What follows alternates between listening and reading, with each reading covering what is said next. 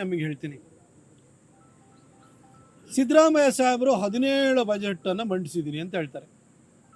ಇವರು ಬಜೆಟನ್ನು ಮಂಡಿಸಿದ್ರು ಅಥವಾ ಬರ್ಕೊಟ್ಟಿದ್ದನ್ನು ಓದಿರೋ 17 ಸಾರಿ ಓದಿರೋ 17 ಬಜೆಟನ್ನು ಮಂಡಿಸಿದ್ರೆ ನಮಗೆ ಆಶ್ಚರ್ಯ ಆಗ್ತಿದೆ ಅಥವಾ ಅನುಮಾನನೂ ಕಾಡ್ತಾ ಇದೆ ನಮಗೆ. ಯಾಕೆಂದರೆ ಬರ್ಕೊಟ್ಟಿರೋದು ಓದಿದರೆ ಅನ್ನೋದು ನಮಗೆ ನಮ್ಮ ಅನುಭವಕ್ಕೆ ಬರ್ತಾ ಇರೋವಂಥದ್ದು.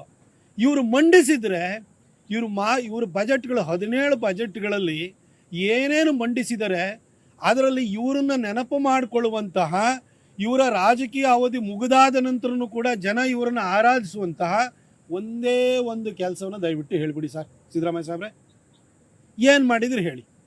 ಯಾವ ಕೆಲಸನಾದರೂ ಮೈಸೂರಿಗೆ ಮಾಡಿದಾರ? ಯಡಿಯೂರಪ್ಪ ಸಾಹೇಬರು 2008ರಲ್ಲಿ ಮುಖ್ಯಮಂತ್ರಿ ಆದ ಕೂಡಲೇ ಶಿವಮೊಗ್ಗದಂತಹ ಒಂದು ಅಭಿವೃದ್ಧಿಯೇ ಹೊಂದದೇ ಇದ್ದಂತಹ ಜಿಲ್ಲಾ ಕೇಂದ್ರವನ್ನು 3 ವರ್ಷಗಳಲ್ಲಿ ಬದಲಾವಣೆಯನ್ನು ಮಾಡಿದರು. ಅದರ ಚಿತ್ರಣವನ್ನು ಬದಲಾಯಿಸಿದರು. ಇವತ್ತು ಇಂಟರ್ನ್ಯಾಷನಲ್ ಏರ್ಪೋರ್ಟು ಕರ್ನಾಟಕದಲ್ಲೇ ಬಿಗ್ಗೆಸ್ಟ್ ಅಥವಾ ಲಾಂಗೆಸ್ಟ್ ರನ್ವೇ ಇರುವಂಥ ಏರ್ಪೋರ್ಟನ್ನು ಮಾಡಿದರು.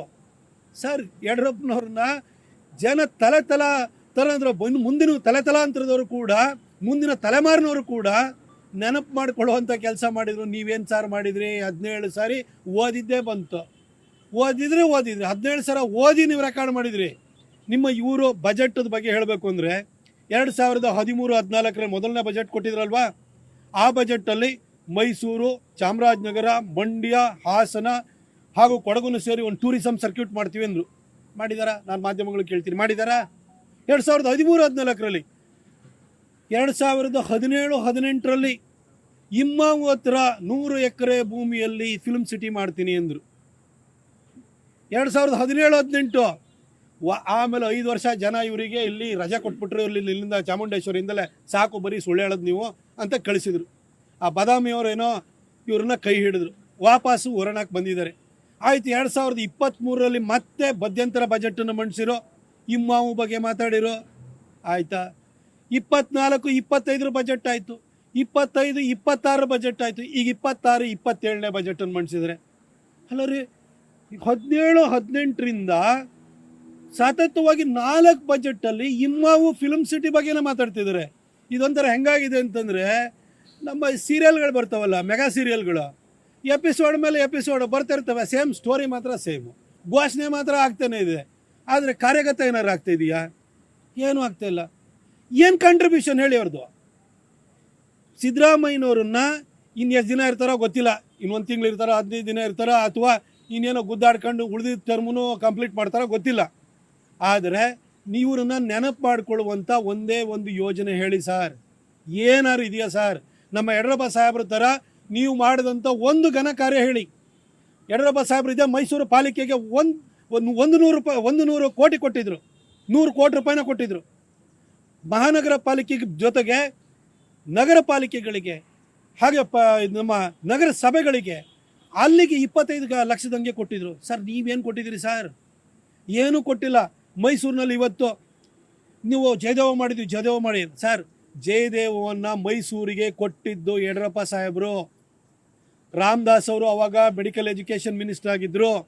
ಅದಾದ ನಂತರ KRS ರೋಡ್ನಲ್ಲಿ ಅದನ್ನು ಹೊಸ ಕಟ್ಟಡ ಕಟ್ಟೋದಕ್ಕೆ ಜಾಗ ಗುರುತು ಮಾಡಿದ್ದು ಶಂಕರಲಿಂಗೇಗೌಡರು. ಅದಾದ ನಂತರ ಶ್ರೀನಿವಾಸ್ ಪ್ರಸಾದ್ ಸಾಹೇಬರು ಮತ್ತು ವಾಸಣ್ಣ ಇದ್ರಲ್ಲ, MLA ವಾಸಣ್ಣ ಅವರ ಒತ್ತಾಸೆಯಿಂದಾಗಿ ನೀವು 180 ಕೋಟಿ ಕೊಟ್ಟರೆ, ಅದಕ್ಕೆ ಉಳಿದಿದ್ದ ದುಡ್ಡನ್ನು 200 ಚಿಲ್ಲರೆ ಕೋಟಿನ ಹಾಕಿದ್ದು ಜಯದೇವ ಟ್ರಸ್ಟಿಂದ ಡಾಕ್ಟರ್ ಮಂಜುನಾಥ್ ಅವರು ಹಾಕಿ ಕಟ್ಟಿಸಿದ್ದು. ಸರ್, ನಿಮ್ಮ ಕಾಂಟ್ರಿಬ್ಯೂಷನ್ ಎಲ್ಲಿ ಬಂತು ಸರ್? ಆಯಿತು, ಇವತ್ತು ಕಿದ್ವಾಯಿ ಆಸ್ಪತ್ರೆ ನಮ್ಮದು ಸರ್, ಅದು ನಮ್ಮ ಕಾಂಟ್ರಿಬ್ಯೂಷನ್ನು. ನಮ್ಮ ಯಡಿಯೂರಪ್ಪ ಸಾಹೇಬರು ಘೋಷಣೆ ಮಾಡಿದ್ದು, ನಮ್ಮ ಬಸವರಾಜ ಬೊಮ್ಮಾಯಿ ಸಾಹೇಬರು 50 ಕೋಟಿ ಕೊಟ್ಟಿರೋದು, ನಿಮ್ದಲ್ಲ ಅದು. ನಿಮ್ದೇನಿದೆ? KR ಹಾಸ್ಪಿಟಲ್ಗೆ 89.5 ಕೋಟಿ ನವೀಕರಣ ಮಾಡೋದಕ್ಕೆ ನೀವು ಫಸ್ಟ್ ಸರಿ ಮುಖ್ಯಮಂತ್ರಿ ಆಗಿದ್ದಾಗ ಡಾಕ್ಟರ್ ಶರಣ್ ಪ್ರಕಾಶ್ ಪಾಟೀಲ್ ಅವರು ಬಂದಿದ್ದರು. ಆ ರಿವ್ಯೂ ಸಭೆನ ನಾನು ಭಾಗಿಯಾಗಿದ್ದೆ. ಆ 89.5 ಕೋಟಿ ಕೊಡಲಿಲ್ಲ ನೀವು. ಅದನ್ನು ನಮ್ಮ ಬಸವರಾಜ ಬೊಮ್ಮಾಯಿ ಅವರು ಕೊಟ್ಟಿದ್ದು. ನಿಮ್ದೇನಿದೆ ಸರ್ ಇಲ್ಲಿ? ನಿಮ್ಮ ಕಾಂಟ್ರಿಬ್ಯೂಷನ್ ಏನಿದೆ ಹೇಳಿ? ಅಲ್ಲಿ ಸೂಪರ್ ಸ್ಪೆಷಾಲಿಟಿ ಹಾಸ್ಪಿಟಲ್ಲು KRS ರೋಡ್ನಲ್ಲಿ ಆಯಿತು, ಎಕ್ವಿಪ್ಮೆಂಟ್ಸೇ ಕೊಡಲಿಲ್ಲ ಸರ್, ಖಾಲಿ ಬಿಲ್ಡಿಂಗು ಅದು. ಇವಾಗ ಅದನ್ನು ಕೋವಿಡ್ ಟೈಮ್ ಒಳಗಡೆ ನಾವು ಅದನ್ನು ಇನಾಗ್ರೇಟ್ ಮಾಡಿದ್ದು, ಅದಕ್ಕೊಂದಷ್ಟು ಎಕ್ವಿಪ್ಮೆಂಟ್ ಕೊಡಿಸಿದ್ದು. ನೀವೇನು ಮಾಡಿದಿರಿ ಸರ್ ಇಲ್ಲಿವರೆಗೂ? ಮೈಸೂರಲ್ಲಿ ಸಿದ್ದರಾಮಯ್ಯನವ್ರನ್ನ ಹೆಸರು ಹೇಳೋದನ್ನ ಮುಂದಿನ ತಲೆಮಾರು ಹೇಳುವಂತಹ ಯಾವ ಕೆಲಸ ಇದೆ ಹೇಳಿ ಸರ್? ಏರ್ಪೋರ್ಟ್ 319 ಕೋಟಿ ನಾನು ತಂದಿರೋದು ನಮ್ಮ ಬಸವರಾಜ ಬೊಮ್ಮಾಯಿ ಅವ್ರ ಹತ್ರ ತೊಗೊಂಬಂದಿದ್ದೀನಿ ಸರ್. ಈಗ ಯಾವುದೋ IT ಸಿಟಿ ಮಾಡ್ತೀನಿ ಅಂತ ಹೇಳ್ತೀರಿ ಸರ್. 2022-23 ನಾವು ಕೋಚ್ನಲ್ಲಿ 200 ಎಕರೆ ಜಾಗ ಗುರುತು ಮಾಡಿಸಿ L&T ಅವ್ರ ಹತ್ರ DPR ಮಾಡಿಸಿ KENS ಟೆಕ್ನಾಲಜಿ ಅವ್ರ ಹತ್ರ ಸೆಮಿ ಕಂಡಕ್ಟರ್ ಯೂನಿಟ್ ತರೋದಕ್ಕೆ ನಾವು ಹೊರಟವರು.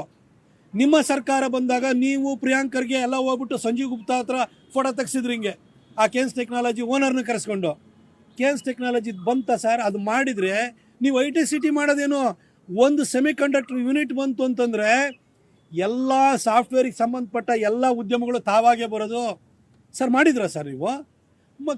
ನಮ್ಮ ಕರ್ನಾಟಕನ ಬಿಟ್ಟು ಹೋದ್ರು ಅವರು.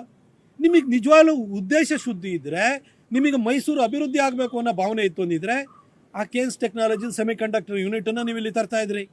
ಅದು ಮಾಡಲೇ ಇಲ್ಲ ನೀವು. ಈಗ ಬಂದು IT ಸಿಟಿ ಮಾಡ್ತೀನಿ ಇನ್ನೇನು ನೀವು ಬಜೆಟ್ ಮಂಡಿಸಿ ಅದರೊಳಗಡೆ, ಅಥವಾ ನೀವು ಅದು ಬಜೆಟ್ಗೆ ಅಂತಿಮ ಅನುಮೋದನೆ ಸಿಕ್ಕಿ ಕೆಲವೇ ದಿನಗಳಲ್ಲಿ ನೀವು ಇರ್ತೀರಾ ಇಲ್ವ ಅಂತ ನಮಗೆ ಗ್ಯಾರಂಟಿ ಇಲ್ಲ. ಹಾಗಿರಬೇಕಾದ್ರೆ ನೀವು ಏನು, ನಿಮ್ಮನ್ನು ಯಾಕಾಗಿ ಮೈಸೂರು ಜನ ನಿಮ್ಮನ್ನು ನೆನಪು ಮಾಡ್ಕೊಳ್ಬೇಕು ಹೇಳಿ ಸರ್? ಒಂದಾರು ಕೊಡುಗೆ ಇದೆ ಸರ್. ಇವತ್ತವರೆಗೂ ಮೈಸೂರು ಜನ ದೇವರಾಜ ಅರಸು ಅವರನ್ನೇ ನೆನಪು ಮಾಡ್ಕೊಳ್ಳೋದು. ನಿಮ್ಮನ್ನು ಯಾಕೆ ಕಾರಣಕ್ಕೆ ನೆನಪು ಮಾಡ್ಕೊಳ್ತಾರೆ ಹೇಳಿ ಸರ್? ಅದಕ್ಕೆ ಬಜೆಟ್ ಅಂತ ಏನಿದೆಯಲ್ಲ, ಅದು ಬೃಹತ್ ಮೈಸೂರಿಗೆ ದುಡ್ಡು ಕೊಡೋದು ಬಿಡಿ, ಅವ್ರ ಹತ್ರ ಕಲ್ಪನೆನೇ ಇಲ್ಲ ರೀ.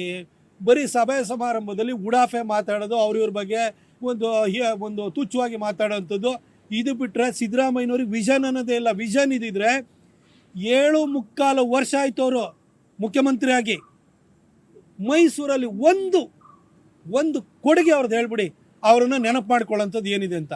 ಈ DC ಆಫೀಸ್ ಇದೆಯಲ್ವಾ, ಇದಕ್ಕೆ 34 ಕೋಟಿ ಕೊಟ್ಟಿದ್ರಿ, ಇದಕ್ಕೆ 15 ಎಕರೆ ಜಾಗ ಕೊಡಿಸಿರೋ ನಾನೇನೆ. ನಿಮ್ದು ಏನಿದೆ ಸರ್ ಇದು? ಬೆಂಗಳೂರು ಮೈಸೂರು ಹೈವೇ ನಿಮ್ದ ಸರ್? ಮೈಸೂರು ರಿಂಗ್ ರೋಡ್ ನಿಮ್ದ ಸರ್? ಅದು ನ್ಯಾಷನಲ್ ಹೈವೇ ಮಾಡಿಕೊಟ್ರು. ಏರ್ಪೋರ್ಟಿಗೆ ದುಡ್ಡು ಕೊಟ್ಟರು ನೀವೇ ಸರ್? ಅದನ್ನು ನಾವೇ ಕೊಟ್ಟಿರೋ ಅಂಥದ್ದು. ಮೈಸೂರಿನಲ್ಲಿ ಏನೇನು ಮಾಡಿದ್ದೀವಿ ಒಳ್ಳೆ ಕೆಲಸ. ಇವತ್ತು ಇಡೀ ಗ್ರಾಮಾಂತರ ಭಾಗದಲ್ಲಿ ಎಲ್ಲ ಜಲೋತ್ಸವ ಅಂತ ಬೋರ್ಡ್ ಹಾಕಿರೋ, ಆ ಜಲಜೀವನ್ ಮಿಷನಲ್ಲಿ ದುಡ್ಡು ತಂದಿರೋರು ನಾವು. ಹಳೆ ಉಂಡುವಾಡಿ ಯೋಜನೆಗೆ ಕುಮಾರಣ್ಣ 350 ಕೋಟಿ ಕೊಟ್ಟಿದ್ದು, ಅದಕ್ಕೆ 250 ಕೋಟಿನ ಎಕ್ಸ್ಟ್ರಾ ಕೊಟ್ಟಿದ್ದು ಬಸವರಾಜ ಬೊಮ್ಮಾಯಿ ಅವರು.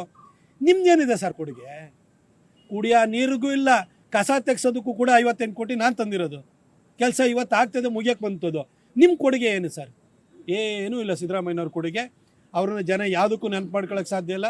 ಸುಮ್ಮನೆ ಏನೋ ಬೋರ್ಡ್ ಹಾಕೊಂಡು ಓಡಾಡ್ತಾರಲ್ವ. ಕೇಂದ್ರ ಸರ್ಕಾರ ಪ್ರಧಾನ ಮಂತ್ರಿ ಅಂತ್ಯೋದಯ ಅನ್ನ ಕಲ್ಯಾಣ ಯೋಜನೆ ಅಟಲ್ ಬಿಹಾರಿ ವಾಜಪೇಯಿ 2000ರಲ್ಲಿ ಮಾಡಿದ್ದಕ್ಕೆ 2011-12ರಲ್ಲಿ ಫುಡ್ ಸೆಕ್ಯೂರಿಟಿ ಆ್ಯಕ್ಟ್ ಅಂತ ಸುಮ್ಮನೆ ಬಿಲ್ ತಂದರು. ಮುಂದೆ 2013ರಲ್ಲಿ ಇವರು ಮುಖ್ಯಮಂತ್ರಿ ಬಂದಾದ ಕೂಡಲೇ ಕೇಂದ್ರ ಸರ್ಕಾರದವರು 32 ರೂಪಾಯಿ ಕೊಟ್ಟು ಅಕ್ಕಿ ಖರೀದಿ ಮಾಡಿ ರಾಜ್ಯ ಸರ್ಕಾರಕ್ಕೆ 3 ರೂಪಾಯಿ ಕೊಡ್ತಾಯಿದ್ರು. 29 ರೂಪಾಯಿ ತಾನು ಭರಿಸ್ತಾ ಇತ್ತು. ನ್ಯೂಸ್ ಫಸ್ಟ್ ನಿರ್ಭೀತಿಯಿಂದ ನಿಮ್ಮ ಪರವಾಗಿ.